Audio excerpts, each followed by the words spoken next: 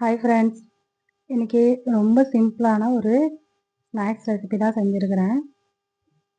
ரொம்ப சிம்பிளாகவும் அதே சமயம் ரொம்ப டேஸ்ட்டாகவும் இருக்கும். ரொம்ப கம்மியான பொருட்களை வச்சு நம்ம இதை ரெடி பண்ணிடலாம். ரொம்ப ஹெல்த்தியான ஸ்நாக்ஸ் ரெசிபியும் கூட. வாங்க எப்படி செய்யுதுன்னு பார்க்கலாம்.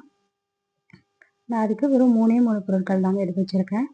1 கப் கோதுமை மாவு, 1/2 கப் தேங்காய், 1/4 கப் வெல்லம். இதை வச்சு தான் நம்ம இப்போ ரெடி பண்ண போகிறோம். ரொம்பவே ஹெல்த்தியான ஸ்நாக்ஸுங்க இது.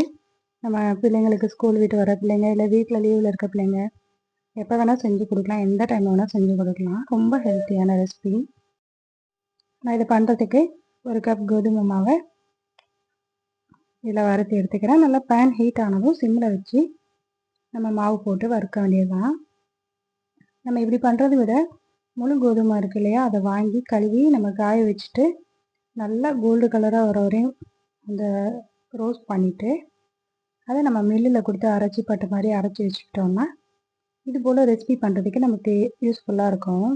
நம்ம புட்டை விற்க, இடியாப்பத்துக்கு, கோதுமை இடியாப்பம் சுட, கோதுமை புட்டு செய்கிறதுக்கு அதுக்கெலாம் ரொம்ப ஈஸியாக இருக்கும். நம்ம அப்பப்போ இந்த மாதிரி வறுத்துட்ருக்கிறத விட நம்ம அது மாதிரி ரெடி பண்ணி வச்சுக்கிட்டோம்னா நமக்கு ஈஸியாக இருக்கும்.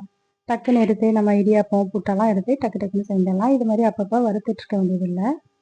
ஓகே, இதில் ஓரளவுக்கு வறுத்து ரெடி ஆயிடுச்சு. கொஞ்சம் அந்த மாவு வந்து வெயிட்லெஸ் ஆகிடுச்சு. அதே மாதிரி நல்ல ஃப்ளேவரும் வருது.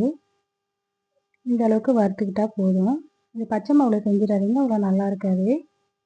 இது போல் நல்லா வறுத்த வாசமாக இருக்கும். செஞ்சு பாருங்கள்.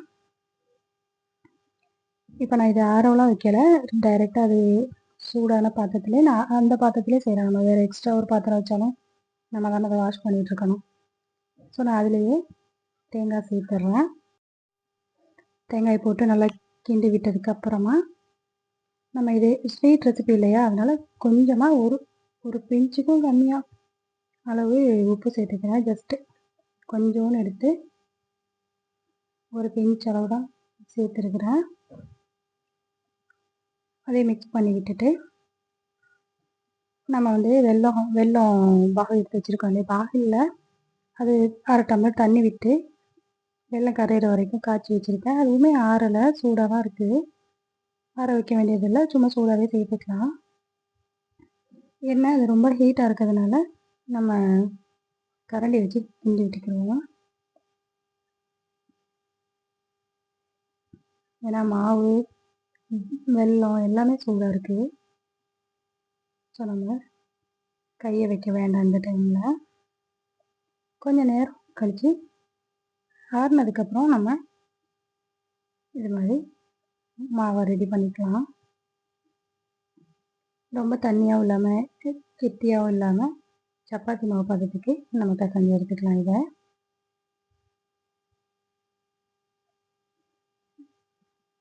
இதை நம்ம வந்து குட்டி குட்டி பால்ஸாக ரெடி பண்ணி நம்ம பட்டர் பிஸ்கட்லாம் இருக்கு இல்லையா, அந்த ஷேப்பில் ரெடி பண்ணி எடுத்துக்கிடுவோம். உருட்டி லைட்டாக தட்டி விட்டோம்னா இது மாதிரி வந்துடும். ஏற்கனவே அது வந்து வெந்த மாவு தான். நம்ம வந்து கோதுமை மாவையும் நல்லா வறுத்தாச்சு. அதே மாதிரி பாகுமே சூடாக தான் இருந்தது. அதனால் நல்லா சூடான இதிலே பாதி வெந்திருக்கும் அது. இப்போ இதை நம்ம வந்து தேங்காய் எண்ணெய் விட்டு பொரித்து எடுத்துக்க போகிறோம். எல்லா உருளையும் இது மாதிரி ரெடி பண்ணிவிட்டு